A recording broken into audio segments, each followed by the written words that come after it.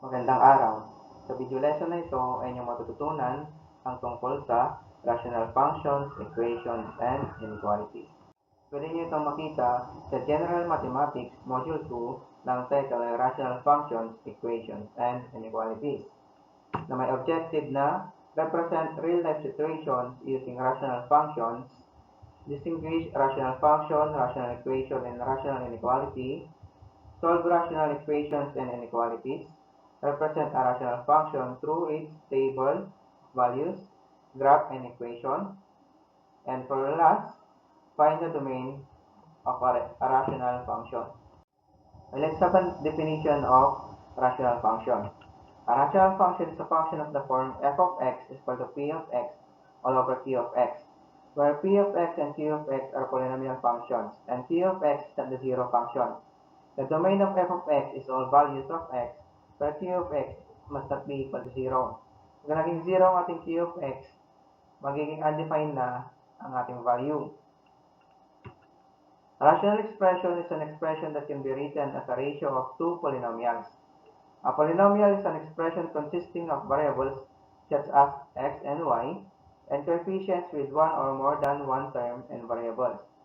Examples of it are 1, x cubed, 3x squared minus x plus 1, and x cubed plus 2xyz squared minus yz plus 1.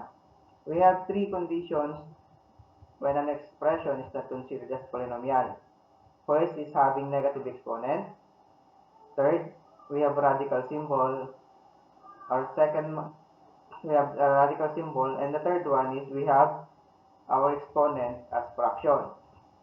Example is x raised to 2/3 or x raised to 1/2.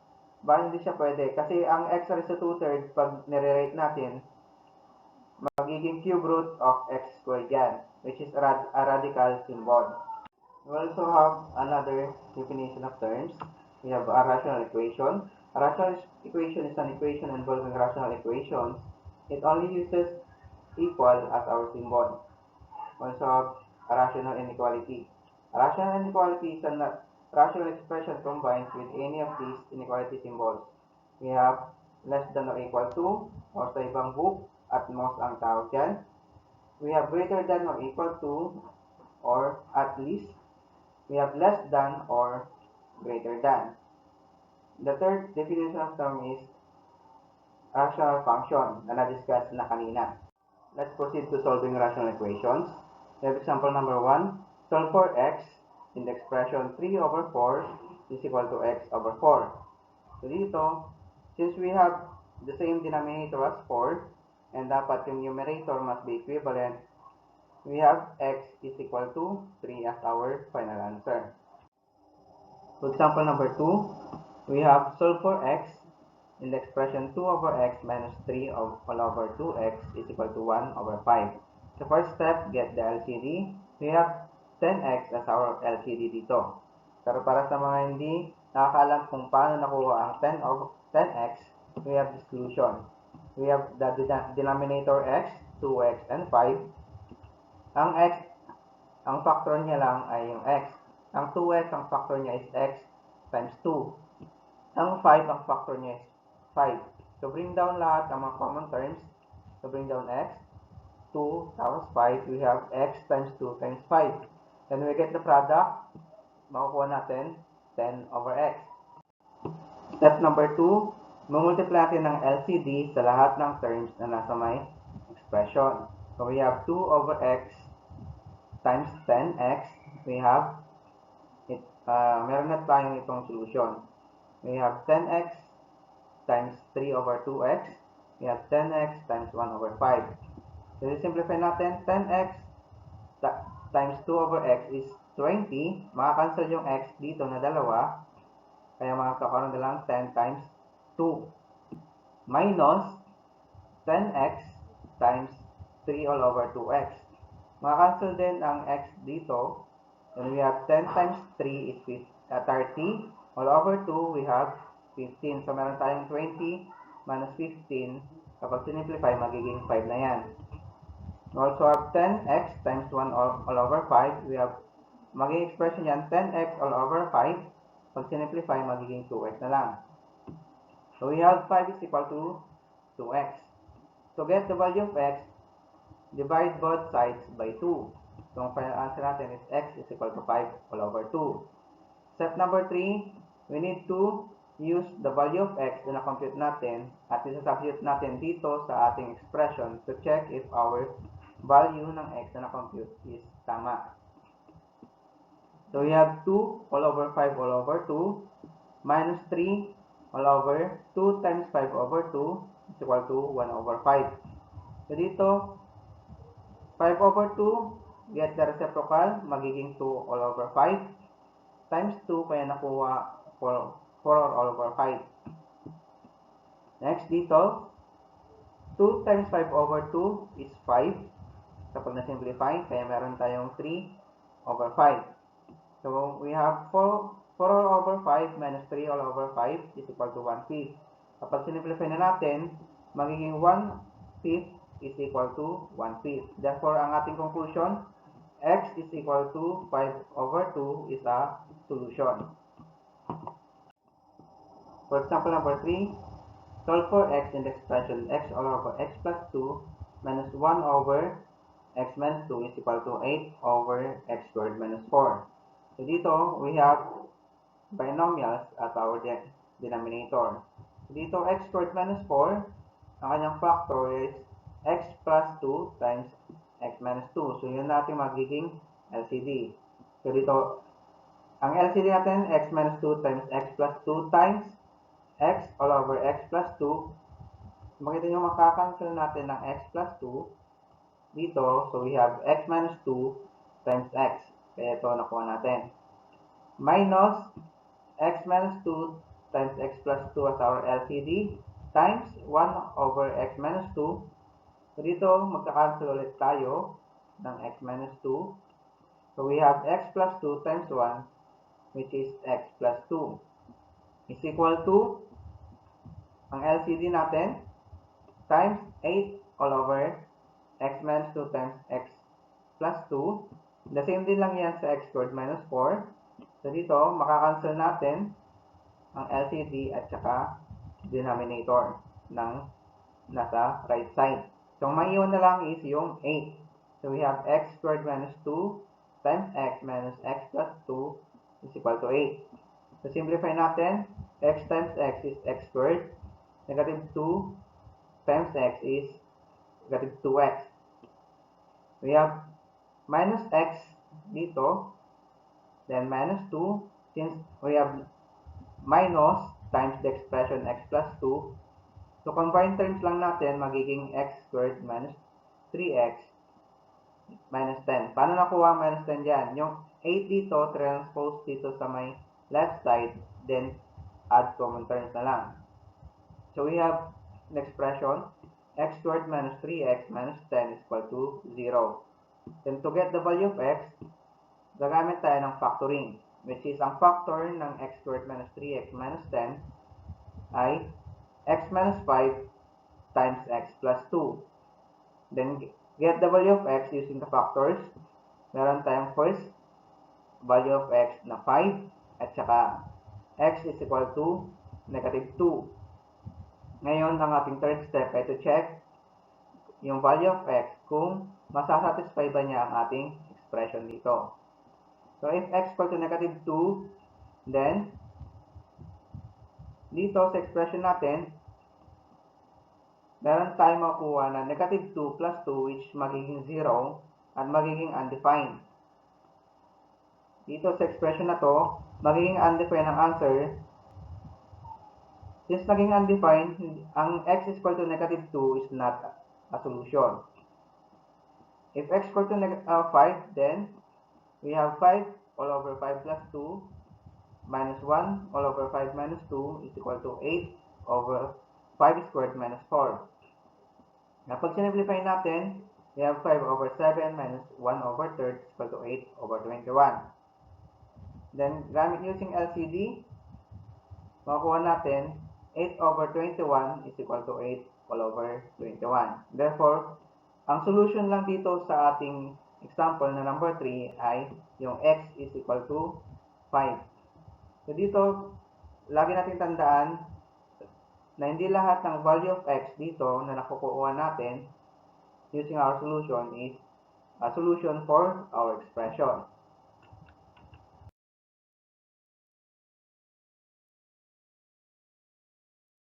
The next topic is all about solving rational inequalities. So dito sa topic na ito ang mga kailangan nating tandaan. First, kapag parenthesis ang ginamit sa interval, we will use a hollow point.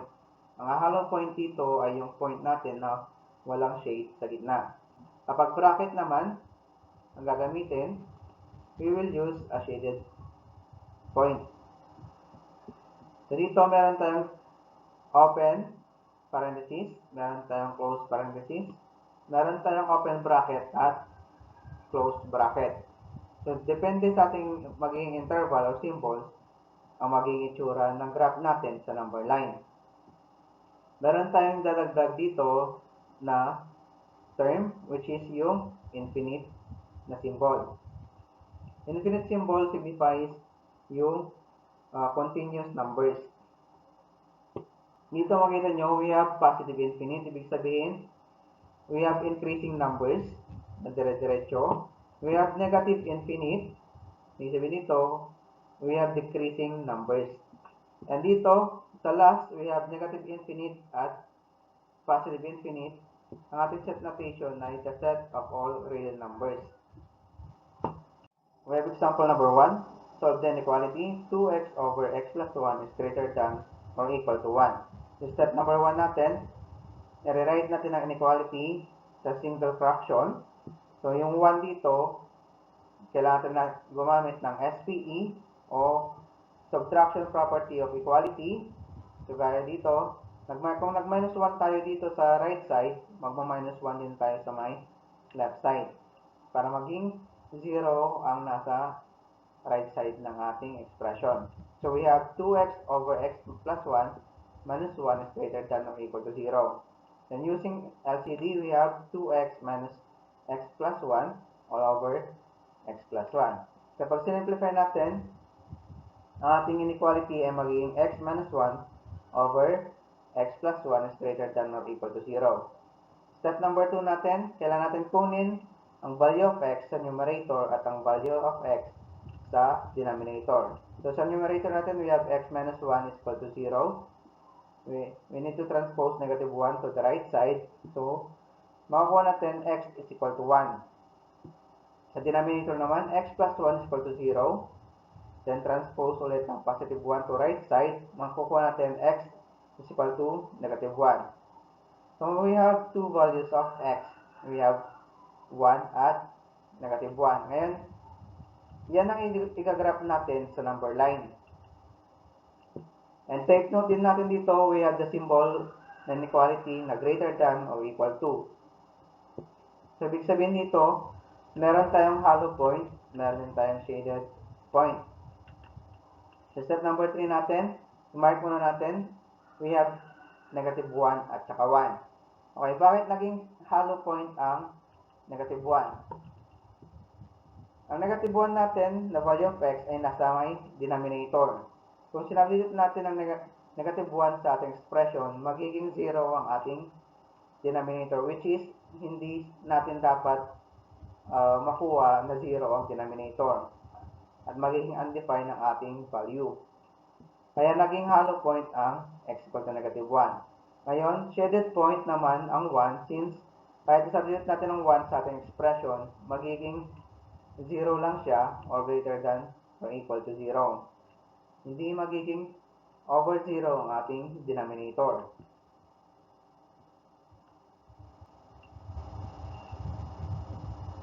So, dito makikita ninyo,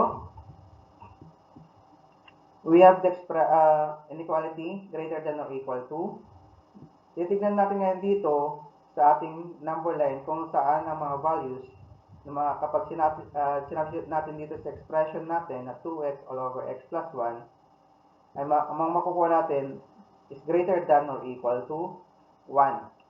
So, we have 3 intervals. We have this first interval, second interval, and third interval. So, step number 4, we're going to select a test point within the interior of each interval in step number 3. So dito, we have x is less than negative 1. We have x less than 1 but greater than negative 1. We have x is greater than 1. Ito yung tatlong interval na pinoint out ko kanina doon sa step number 3. So x equal to negative 2. Negative 2 kasi less than siya sa negative 1. Pwede natin gumamit ng negative 3, negative 4, negative 5 as long as ang value of x na gagamitin natin sa test point is less than negative 1. Dito naman sa second interval, we have x is less than 1 but greater than negative 1. Ang value of x lang na pwedeng gawing test point ay yung 0.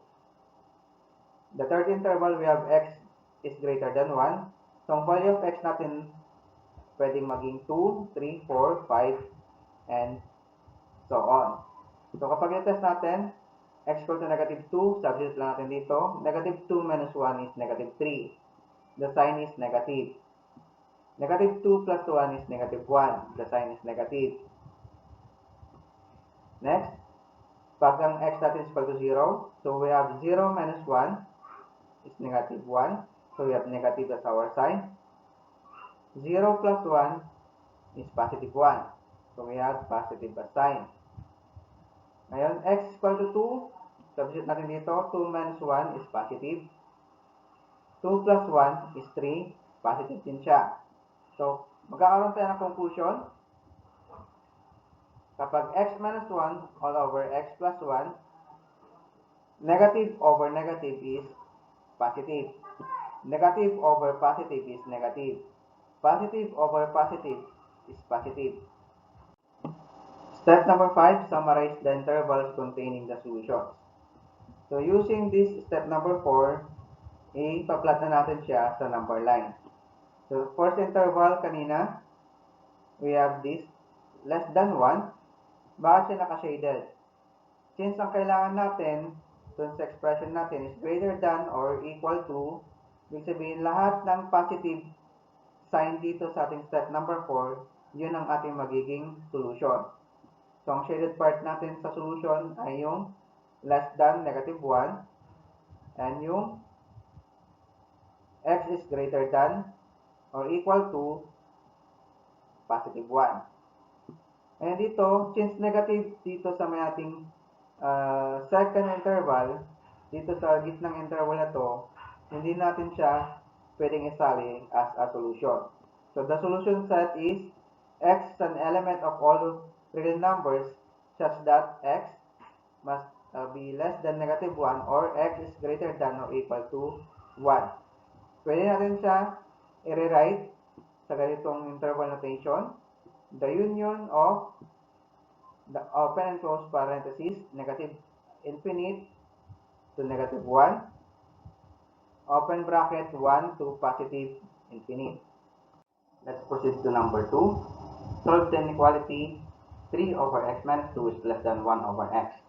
Yung LCD na x minus 2 tsaka x ay yung x times x minus 2. And x times x minus 2 divided by x minus 2 is x times 3 kaya nakuha 3x. X times x minus 2 divided by x times 1 natin kaya nakuha natin minus x minus 2. Pag sinimplify natin, makukuha natin 2x plus 2 all over x times x minus 2. Step number 2, kunin natin ang value of x sa numerator at denominator. Sa numerator, meron lang tayong 2x plus 2 is equal to 0. Transpose natin ang 2 sa left side, sa right side, magiging negative 2. Then divide both sides by 2. X is equal to negative 1. Sa denominator natin, dalawa ang x natin na visible. That is x times x minus 2. So yung isa, x is equal to 0 kasi x lang naman ang dito sa denominator. X minus 2 is equal to 0. Pag transpose natin ng negative 2 sa right side, magiging x is equal to 2. Dito, mapapansin niyo, we have hollow point negative 1, 0, at saka 2. Bakit hollow point lahat? Dito sa ating inequalities, ang gamit lang natin is less than. Wala nakalagay na equal to.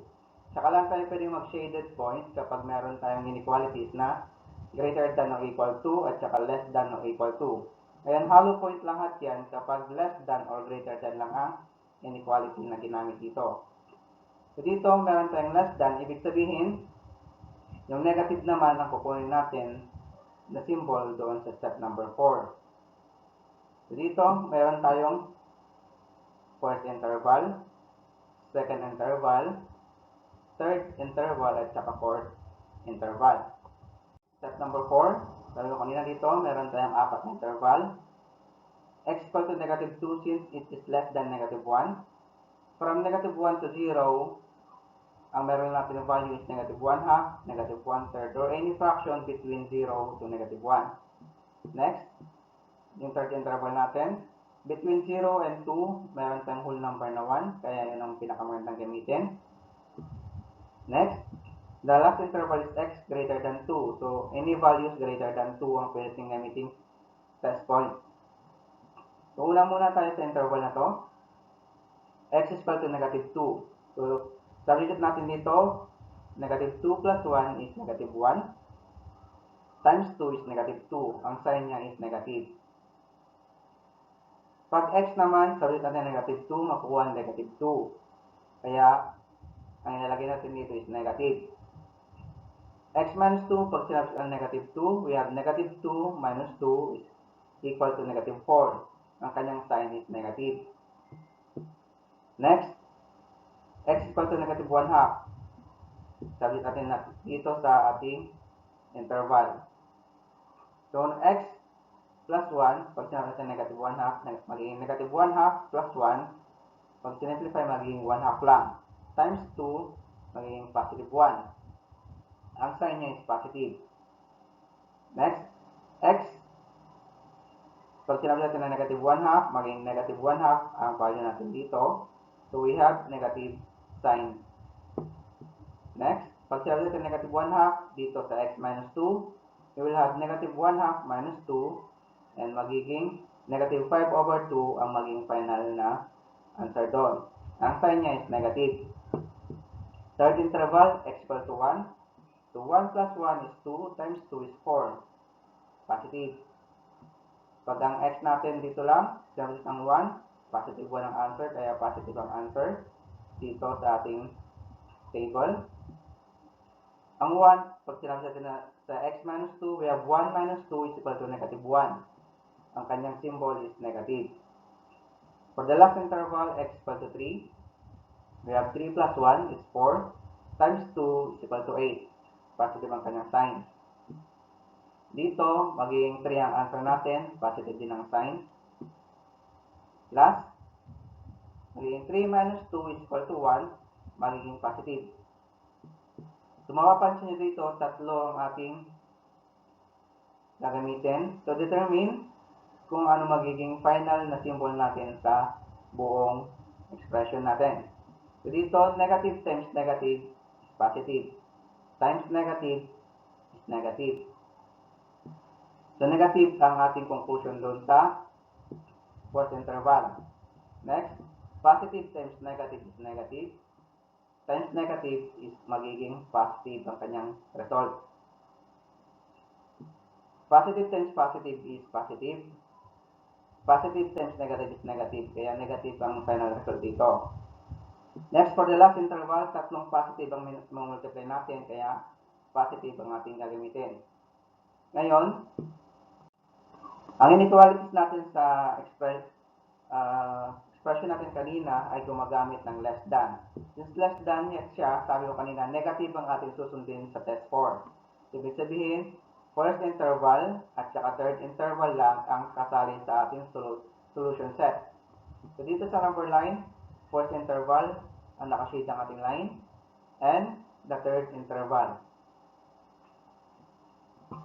So ang solution set natin is x is an element of real numbers such that x is less than negative 1 or x is less than 2 but greater than 0.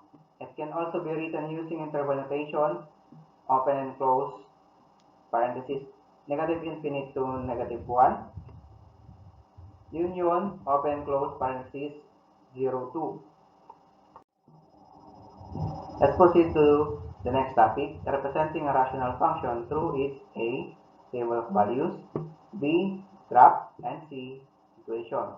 So we have example number 2. We have function f of x is equal to x minus 1 all over x plus 1.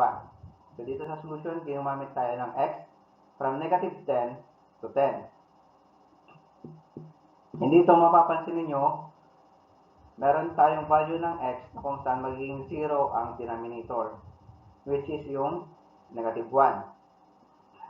So, we're just going to substitute negative 10 sa ating function para makuha ang 1.22. Substitute negative 8 sa ating function para makuha ang 1.29 and so on.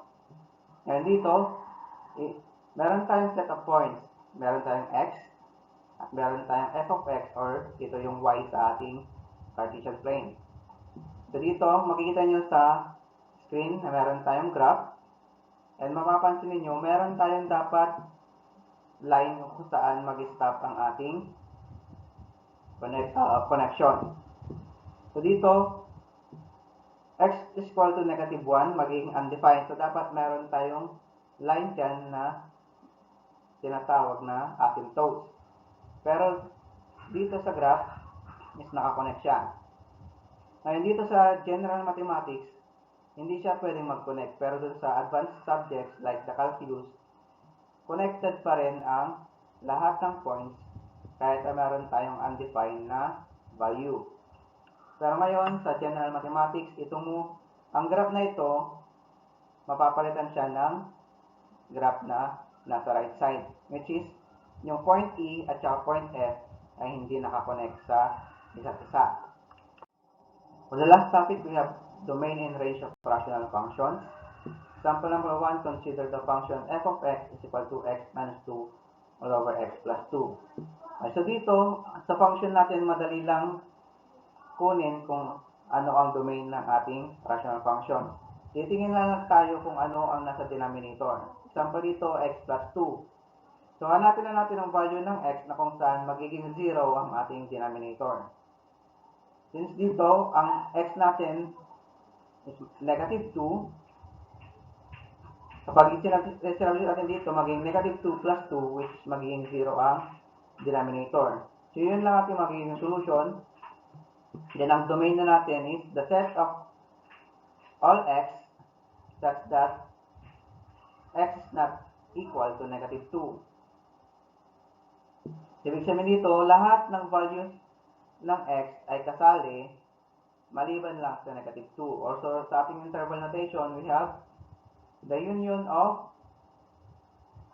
open and close parenthesis negative infinite to negative 2 and from negative 2 to positive infinite. Ibig sabihin dito, yung negative 1 upwards kasali sa solution and negative 3 upwards ay downward kasali din sa ating solution. Sa pagkuha naman ng range, kailangan natin i-graph muna ang table para makita kung paano makuha ang range natin. So dito, given the example na table, i-graph natin siya dito and makakakuha tayo ng dalawang curved line.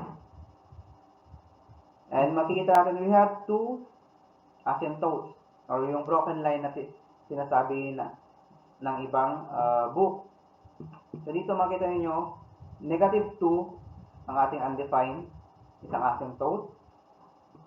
And dito sa graph, mapapansin nyo, from left to right, hindi niya matouch yung value ng y, which is 1. And from dito naman, from left to right, palapit lang siya sa 1, pero hindi niya pwedeng malapitan yung 1 or hindi niya pwedeng matouch. So, ibig sabihin, ang range natin ay 1. Y is equal to 1. Or f of x equal to the union of negative infinite to 1 and from 1 to positive infinite. Ngayon, dito medyo komplikado kung paano kunin ang range. Pero kapag andun na tayo sa topic na inverse of a function, madali na lang kunin ang range ng isang function.